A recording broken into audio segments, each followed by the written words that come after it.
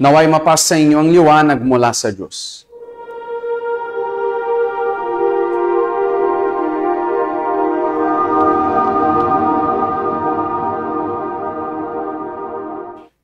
Hello everyone and welcome sa isa pang episode ng ating program Misteryo. Ngayong araw ay Lunes, isang panibagong week na naman. Alam ko na maraming tao na hindi nila masyadong nagugustuhan ng Mondays. Sila'y happy pag Thursday, Friday, and weekends. Pero Monday, marami sa kanilang nabibigatan. Minsan ayaw pa nga bumangon. Minsan gumigising sila na walang pangarap para sa linggo na yan. Ngunit kayo na may nais magtagumpay sa buhay, lahat kayo na merong yung pangarap na alam mo posible yan para matupad. Maaari niyong i-type na yung dito sa ating comment section. Tayo ay live na yung tanghali. Isasama ko ang bawat kahilingan ninyo na yan sa aking panalangin maya-maya. Kung meron kayong kakilala na siguro ganito yung nararanasan niya, wala siyang ganang minsan na ipaglabang yung buhay niya. Wala siyang gana minsan na bumangon. Mondays minsan, even every day. Dahil sa mga worries, dahil sa mga problema na pinagdadaanan nila, marahil yung salita nila palagi sa iyo ay negative. Nawawalan na siya ng pag-asa regarding yung kanyang present and future. I-share ninyo yung link na yung sa kanila. Hikayatin nyo sila na kumonekta sa ating program na yung tanghali. Dahil sigurado ang pag-uusapang natin ay mag-share ng light sa kanilang buhay. It doesn't matter kung gaano katagal yung buhay nila stuck. It doesn't matter kung gaano ding ka-critical siguro yung financial na buhay nila. Maybe it's going downhill. Yan yung nakikita nila month after month, year after year. Hinahangad nila na makita yung pag-angat sa buhay. Ngunit yung nangyayari sa kabaliktaran. Downfall lang palagi yung nakikita nila sa kanilang buhay. And perhaps, yung nasa likod nitong pakabagsak sa buhay nila ay isang masamang espiritu. Hindi man nilang niyang iniisip, siguro. Hindi nila yang nare-realize, minsan ayaw pa nga nilang aminin na mayroong isang masamang puwersa na siguro kumakalabang sa kanila. But every 12 noon, from Monday to Friday, nandito tayo para pag-usapan yan, para tuklasin yan. Maraming kababalaghan. Maraming pangyayari na minsan unexplainable, humanly speaking. Dahil ang ugat ay espiritual. Pero kung nais mo, maaaring mong makamtang ang kalayaan para sa iyong buhay. Maaaring mong matanggap ang liwanag sa inyong buhay. It doesn't matter how dark right now is yung kalagayan ng inyong buhay. Everything can change kung naniniwala ka. Kaya nandito ako right now. Merong tayong maraming tao din na naniniwala. Posible na makalaya sila sa iba't ibang uri ng suliranin. Kaya sila'y nagpupunta every Friday sa ating spiritual session. Ayon sa nakikita niyo dyan, galing sa iba't ibang lugar sila. Meron tayo dyan mga negosyante, meron tayo dyan mga architect, meron tayo dyan mga trabahador, mga unemployed na tao, from all walks of life. Sila'y lumalapit sa liwanag dahil alam nila ang Panginoong lamang ang may kapangyarihan para bigyan sila ng tagumpay sa lahat. Ayon sa nakikita niyo yung iba na mga magulang, ipinaglalabang nila yung buhay ng kanilang mga anak. Dahil yung nakikita nila sa buhay ng kanilang anak ay hindi normal. Pabagsak ng pabagsak yung kalagayan nila. Meron sila mga anak na talentado, matyaga, masipag sila. Ngunit, hindi sila nagtatagumpay. Palagi, yung buhay ng anak nila is going downhill. At ang tanging Panginoong Diyos na makapangyarihan ay ang may kakayahan para baguhin yung buhay ng kanilang mga anak. Walang iba. Maaari nyo mangilapit yung anak ninyo sa mga kakilala ninyo tao, pero at the end of the day, mapapansin mo na palaging may hangganan ang tulong na nagmumula sa tao. Ngunit ang tulong ng Diyos ay walang limitasyon. Nais ko na yung na panoorin nyo itong short clip patungkol sa testimony ng isang lalaki na may bisyo noong at halos wasak talaga yung kanyang buhay. Ngunit siya'y pinalaya ng ating Diyos.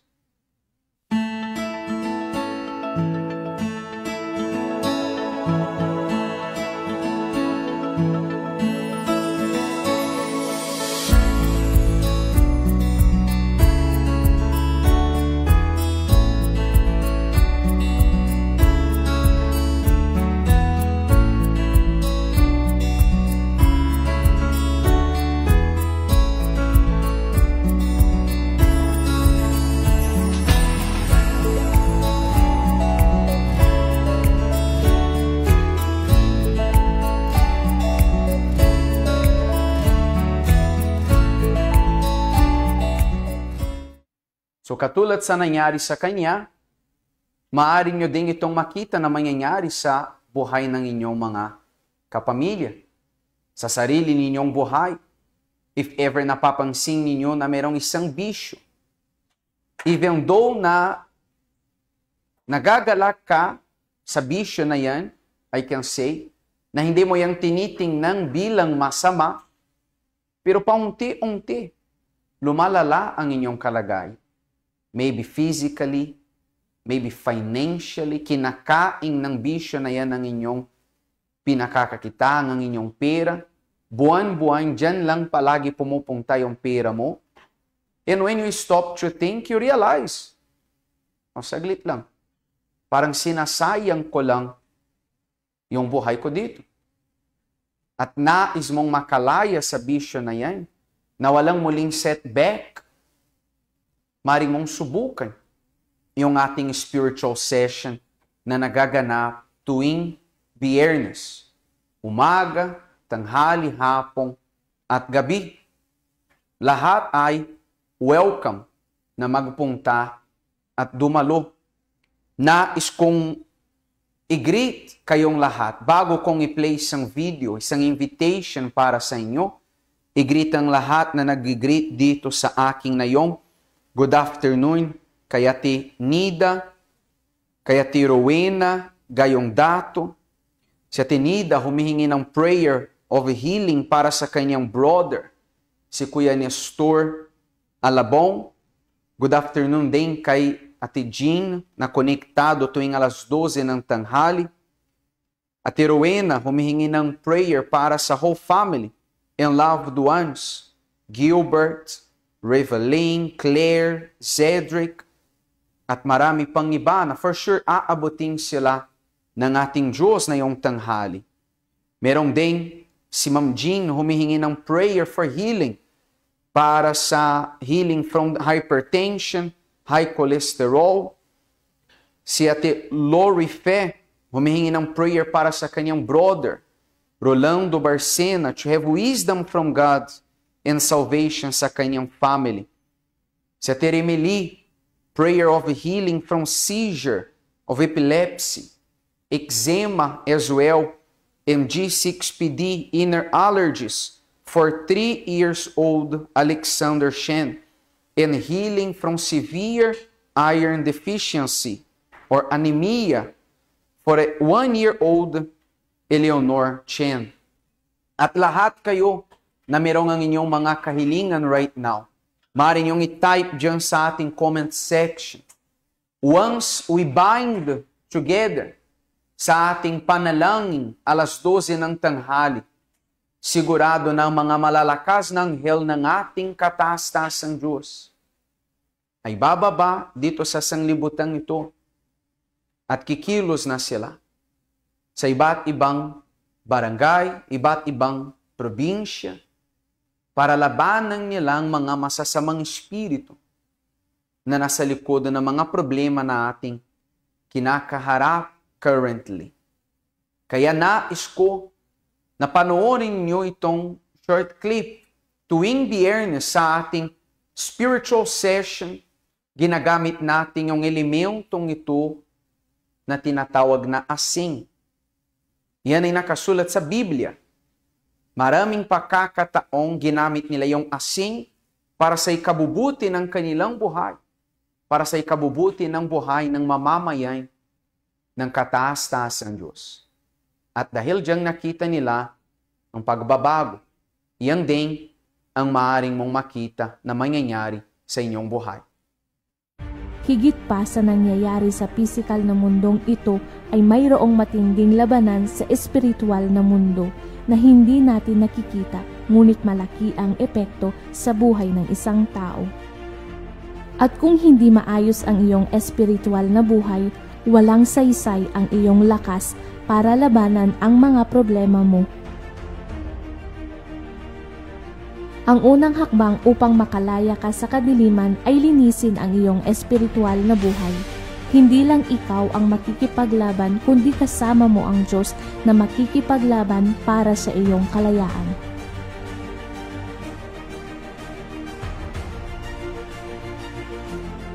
Kung nais mong makalaya sa lahat ng bitag ng masama, maghanda ka ng asin at dalhin mo ito kada Biyernes upang mabasbasan at sa pamamagitan ng pananampalataya ay magkakaroon ng ganap na paglilinis sa iyong buhay at magdadala ito ng kaayusan at proteksyon sa iyong pamilya.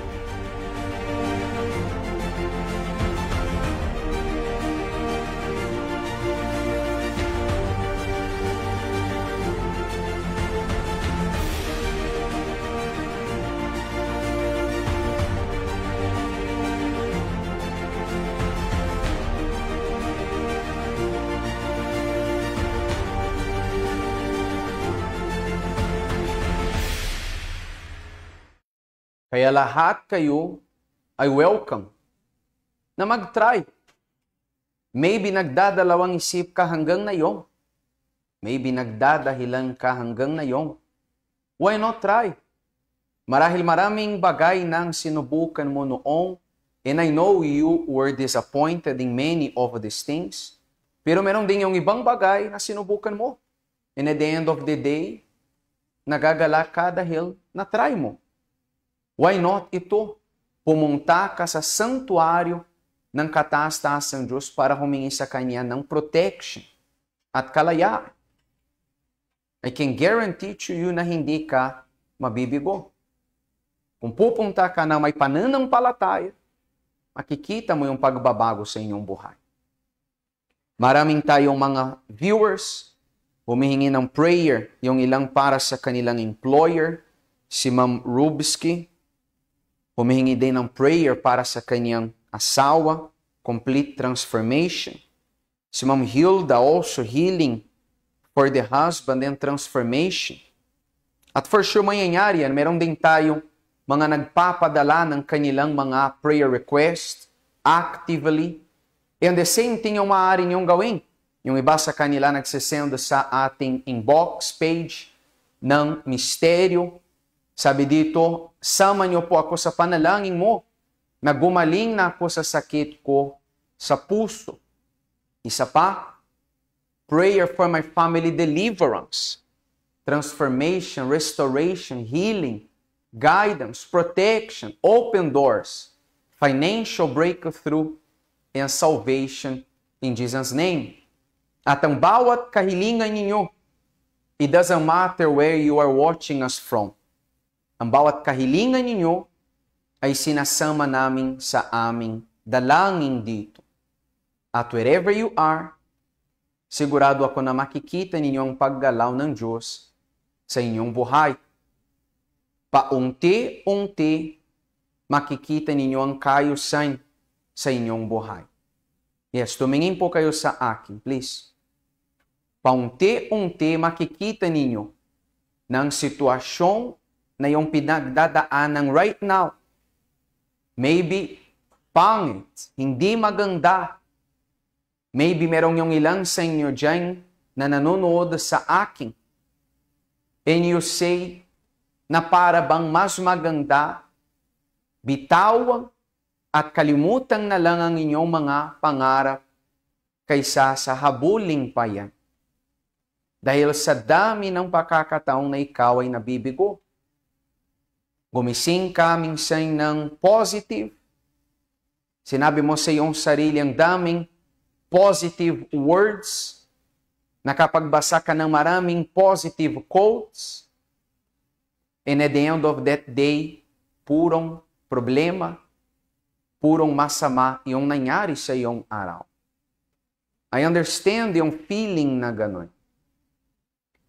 Dahil nga, minsan, ang kumakalabang sa iyo ay malakas.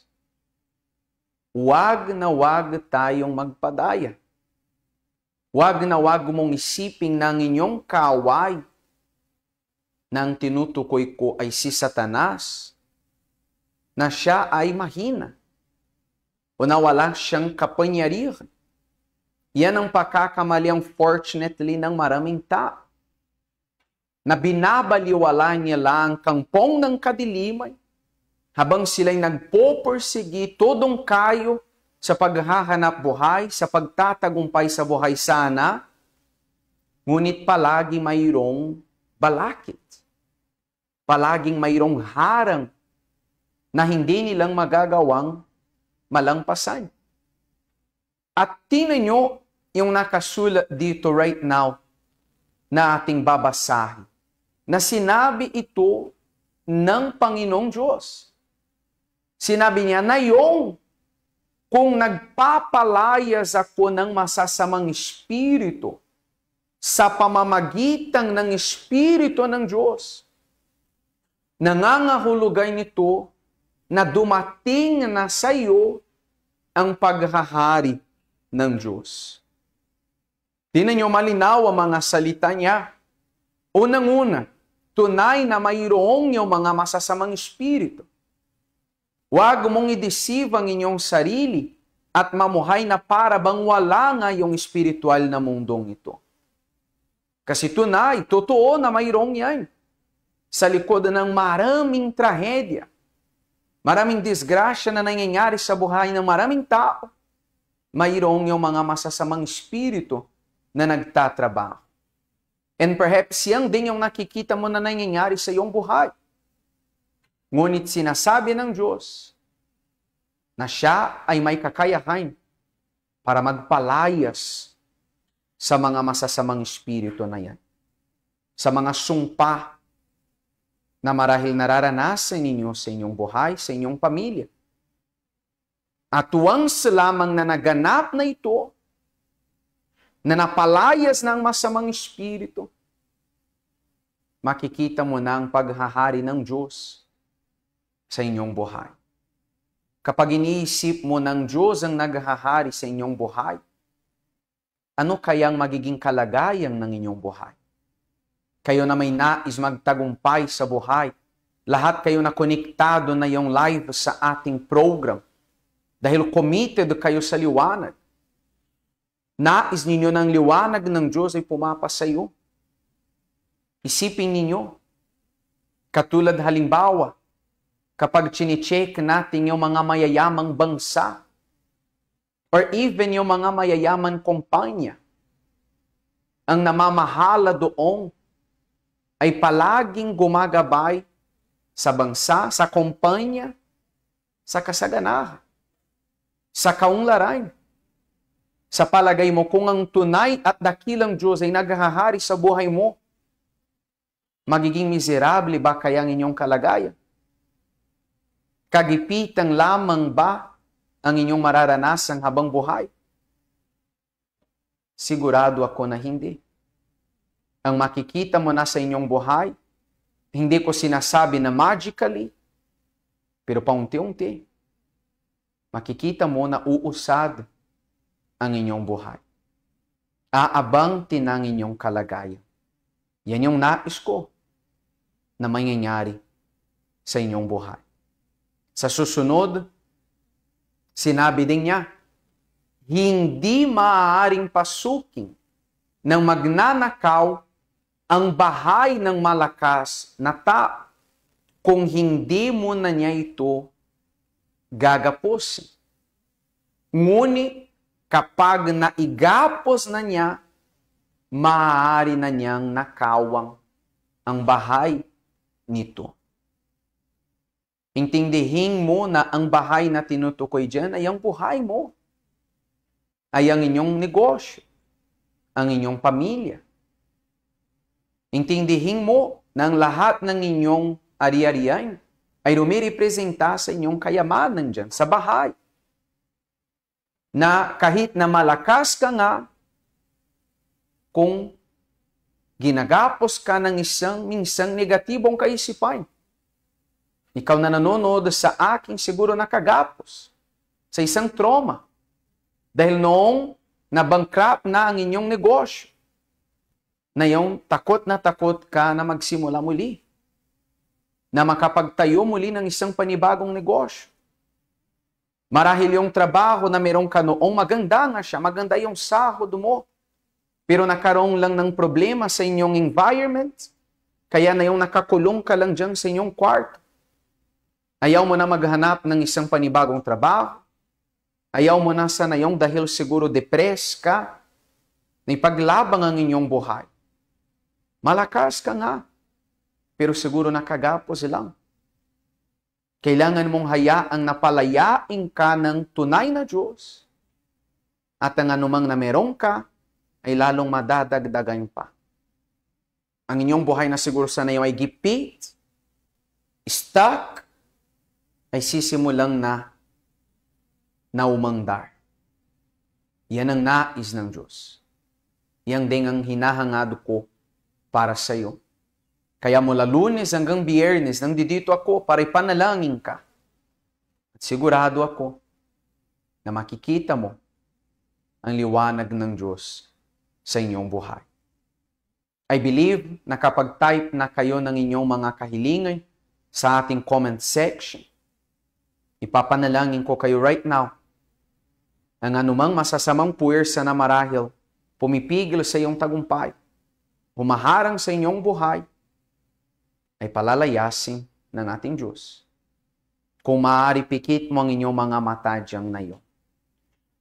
Aking makapangyarihan, Panginoon, naway sa tanghaling tapat na ito, ibuhos mo ng inyong kapangyarihan sa buhay ng taong ito.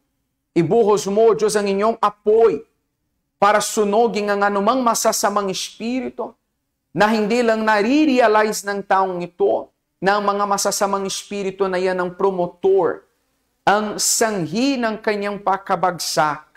Isinara niya ang kanyang negosyo dahil sa masamang puwersa na yan. Bumagsak ang kanyang financial na buhay dahil sa masamang espiritu na yan. Ngunit na yung day ng aming Diyos, sunogin mo ang mga masasamang espiritu na yan. Lahat ng kampong ng kadiliman sa otoridad ng inyong pangalang ay naway umalis na sa buhay ng taong ito. Sa kanyang negosyo, sa kanyang bulsa, sa kanyang financial na buhay, at iwanan na ang buhay ng taong ito. Upang, Panginoong, makita na ng taong ito ang inyong paghahari. Makikita niya ng simula ng kasaganahan, ng pag-angat, ng pag-unlad na sa buhay niya simula na yon, at tiyak na ang anumang nanongay nakagapos, stuck, ay magiging protektado na at uusado na din simula na yon. Dahil ang buhay pinansyal ng taong ito, lalong-lalo ang kanyang kalooban, alam ko, na pinapalakas mo na yon. Sa pangalan ng Ama, ng Anak, at ng Espiritu Santo, at kayo na sumasampalataya dyan, sabihin nyo, tinatanggap ko na ito sa pangalan ng Panginoong Jesus. Sabihin nyo dyan, Amen. Amen? It doesn't matter where you are. Malayo man sa akin, pero hindi malayo sa iyo ang kapangyarihan ng Diyos. Tanggapin mo na ito na yung at naway makaroon ka ng isang pinagpalang araw at uwik sa pangalan ni Jesus. Nakikita mo ba sila?